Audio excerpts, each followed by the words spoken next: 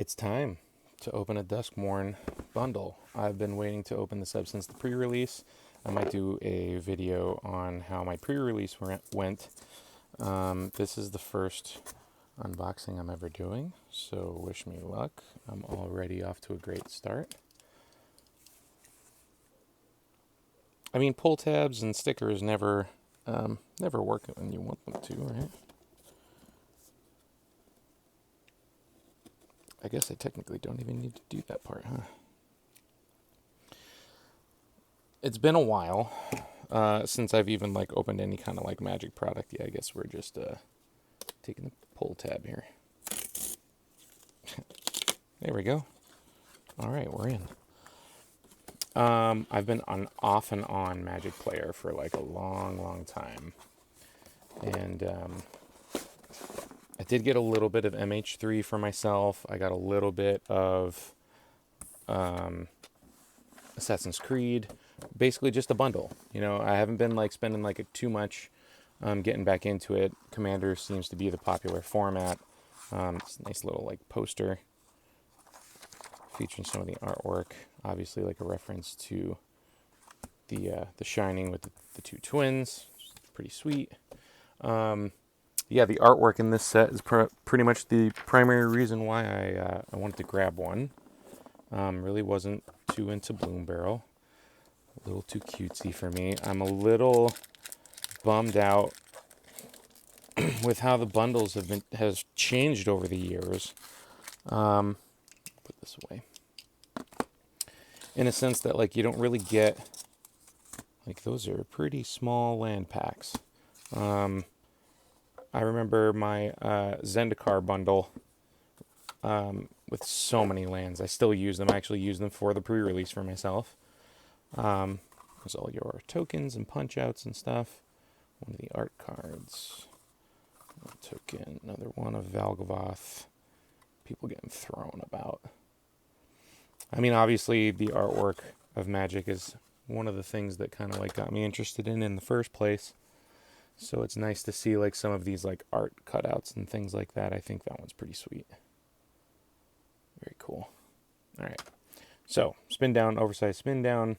I like the tie-dye kind of swirly effect. The moth is a really cool set logo for Duskmourn. Pretty sweet. Yeah, the lands. Again, I mean, you used to get so many of the full art lands, and that was kind of the whole reason why I used to get bundles. Because I am a sucker for nice looking lands, and these are some of the nicest looking lands I have seen in a while. Pretty sweet. Love the artwork on these. Valgavoth kind of overseeing everything up at the top. But you really only get one of these of each color, and then it goes over to your basics. I still like the artwork of these. I think a lot of people are just kind of glossing right over them, but thematically I think they're pretty sweet. Duskmourn being this giant house of horrors. I'm also a sucker for taking lands and certain art cards and transforming them into abacus life counters and stuff like that. So some of these I think are going to be really sweet to redo. I really like this swamp. I wish they would have done this one in a full art. I think that one's really awesome. This mountain, kind of Rakdos-y. This one, I wish they would have done in a full art. Love that mountain. Really, really cool. A forest. Another forest. All the doors. And then how to play. Toss those over here. I'm going to separate the basics and the full arts. I know there's going to be the foil ones over here, and then our promo.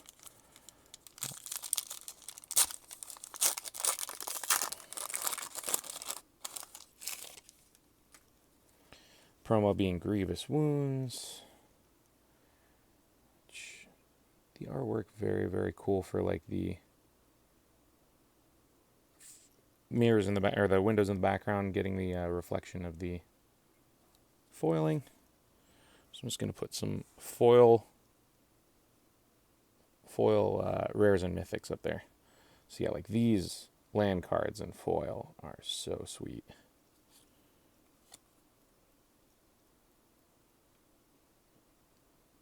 Love it. Love the artwork. A little bit. I'm going to try to get like some of the reflection on some of these. Just because like I've seen some unboxings and stuff. I know like everybody does them different. I think like obviously some of the foil cards, the whole point is being able to kind of like see how they reflect in certain ones. I think like the way that they do modern foiling, certain cards look much, much better when they're foiled. Like honestly, a lot of these basic styled lands I think can look a lot better in the foilings. So I'm excited to see some of these. Again, you're only getting a single one of each print though, which is kind of a bummer. I like, you know, if I have a certain deck or a certain theme that I'm trying to go for, trying to like stay within like a certain set and using like multiples of the same lands, or at least like ones that are close or similar thematically, or maybe like the same artist, because they might have a similar type of style of drawings. Like this one, again, like I would love to see this in a full art. It would look so cool. All right. Swamp. This one, again, like just being able to see that. There we go. There's the light. I set up a desktop lamp just to try to like shine on some of these, just to try to like give you a little bit of an insight on how some of these look as you're reflecting them. I do think that you could still read and see everything just fine. That's good. All right, time for the good stuff. I hope you guys did well on your pre-releases, if you did any. I'm still patiently waiting for everything to open up on Arena so I could start like testing some brews and stuff. I am gonna fly through most of the commons, just because like obviously if you want to check out the set yourself, I mean, you could just look up the set on MTG's website. But I am gonna stop for at least like the uncommons and stuff, because there's some cards that I'm looking for. I'm a Rakdos player at heart, so anything that's Rakdos I'm going to get excited for. Actually, I'm going to separate out my uncommons as well. Orphans of the Wheat. Okay, we got a Grimoire and a Roaring Furnace. I do think this is a pretty good card. I like the idea of like the is it stuff not necessarily just being like well, essentially going back to like more roots of spell casting and stuff like that. I'm gonna move this dice out of the way too. And I do like the land cycles for this set too. The rares and the commons. I think they're very, very playable. I like this treasure token too. Double-sided manifest on the back. Manifest Dread is a fantastic mechanic when it comes to a limited format. I think it was the only like saving grace of the deck that I had for pre-release. I got absolutely stomped in the first round by Azorius Control, which everybody loves going against Azorius Control. I was able to get 2 cards off, and they were both ley lines. So everything else was essentially just like stun counters and O-ring effects and stuff. So that was not that fun. I am just going to like pause for just a second on each of these cards. So if you didn't get a chance to check some of these out, you could just pause it. I am going to separate out my uncommons. Okay. Veteran Survivor, Valgavoth's Faithful, another Disturbing Mirth. Haunted Screen, I love this as like flavor for a mana rock, just because it's, you know, it's a TV and then it's, you know, it starts off as black and white, or you could pay 1 life and then you add the color. Haha. Pretty cool. Love this. All right, obviously I'm a Rakdos player at heart. Love to see this land. So that made me very, very happy. Sweet. Another full art, and then a foil Unable to Scream. So I'm going to put my full art over there. My rares are going to go right there. And then a foil. Foil commons and uncommons will go there. Foil. Rares and mythics. These tokens that they kind of give you in like the packs as well, super flimsy, barely usable in my opinion. I already ripped like 4 or 5 of them just trying to punch them out of the packs that I got like in the pre-release as my bonus. So a little bummed about those, but hey, not many people using the paper tokens anyway. Everybody's just using dice. I mean, I am really happy that I finally get to play some paper Magic again. I've been mostly playing digital for the past like couple of years just because of like the sake of ease of getting into, and obviously I've been mostly free playing, just trying to get my dailies and stuff done to get some decent cards. Victor Valgovath's Essential, sure, that works. White Black was very, very good in the pre-release as well. Okay. I'm happy to see like literally any kind of versions of these because again, I'm going to use these in like a ton of decks. So that's pretty cool. And these useless tokens. All right. Put dual land off to there and then my rare right there. Okay. I don't foresee myself going too crazy as far as like packs are concerned just because like, you know, Magic's getting expensive, but I did want to at least get like some of this set because like the flavor is really, really good. I do love like room enchantments and stuff like that. I think it's a really cool idea for the set. There are a lot of them, obviously.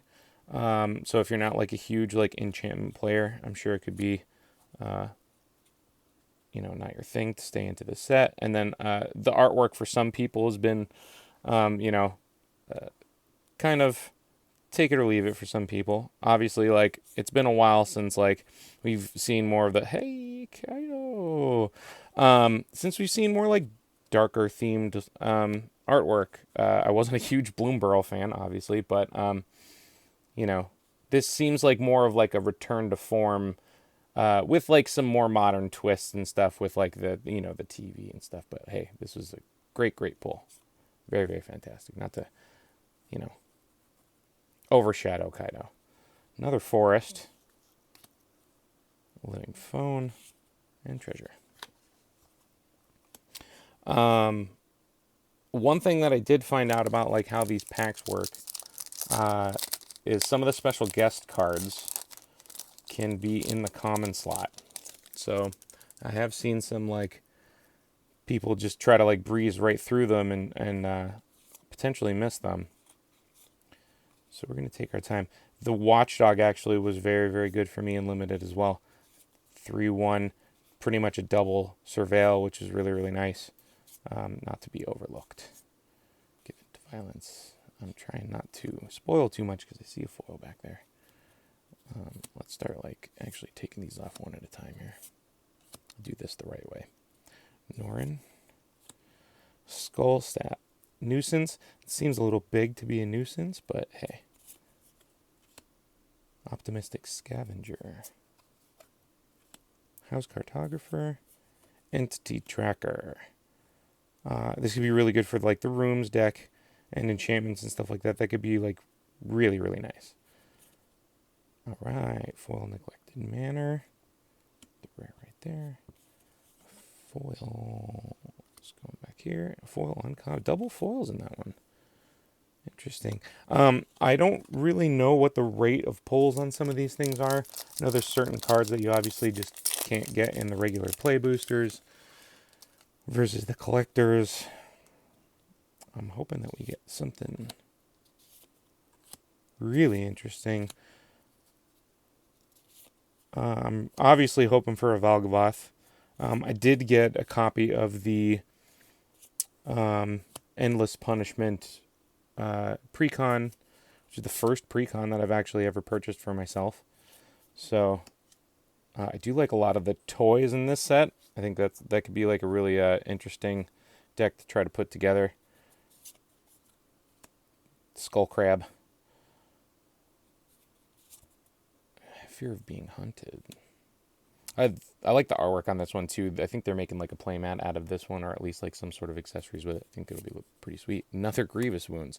I did pull a Grievous Wounds. I opened one collector pack at the store at the pre-release. I did get a full art version of this, so including the promo, and now I'm almost up to a playset, so that's a little disheartening. Don't want to get too many reprints.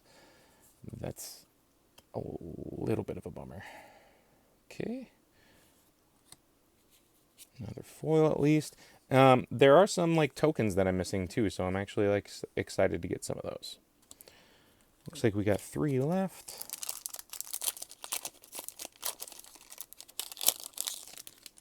Right. Scorching Dragonfire.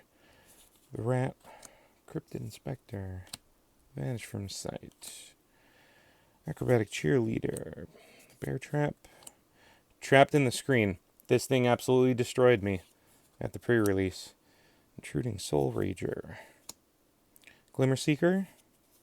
Vengeful Possession. Unwilling Vessel. Nashi.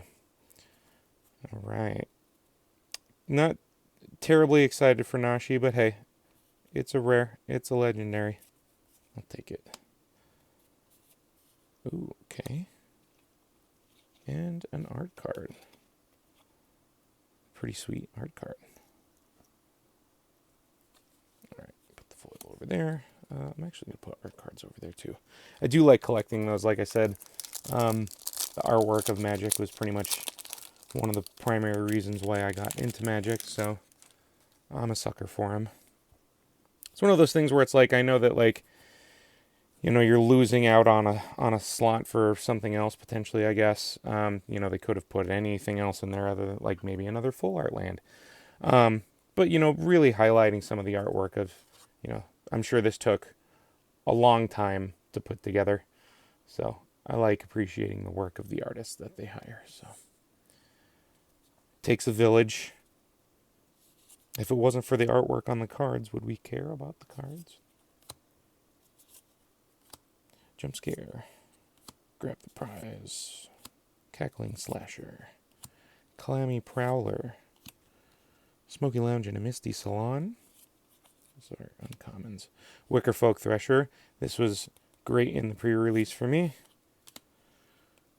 Defiled Crypt. Cadaver Lab. Untimely Malfunction. Kona. I think this is going to be really, really good in limited formats. Could kind of get broken in standard or any kind of other like constructed maybe. Anytime that you could get and cheat something out, I feel like, you know, some people undervalue that. Back in the day, it was very difficult to get free cards out onto the battlefield, so anytime that you can cheat something out, I think you got to pay attention to it. Split Land. Defiant Survivor. And the Glimmer Token. Alright, one pack left. If you stuck around this long, I do appreciate you. I don't know how many people this is actually going to reach, but I am really excited to start making some Magic content for you. I don't know how often I'm going to upload, but when I can, hopefully you'll check it out. We got a Ticket Booth, Tunnel of Hate, Balemark Leech, Spine Seeker Centipede, Erratic Apparition, Hardened Escort, Twist Reality, Seized from Slumber, Gremlin Tamer, Coordinated Clobbering, Fear of Isolation, Peer Past the Veil. At least we've got something in like an alternate art, so that's kind of nice.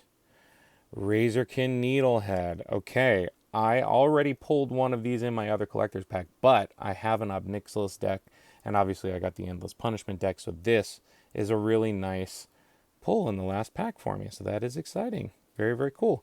Then we got a land, Break Down the Door, and then an art card. I actually really love this art card. Again, you know, appreciate some of the time and effort that these artists put into a lot of these cards. Speaking of, obviously, with the Razorkin Needlehead, the reflection, I think, is such a cool idea.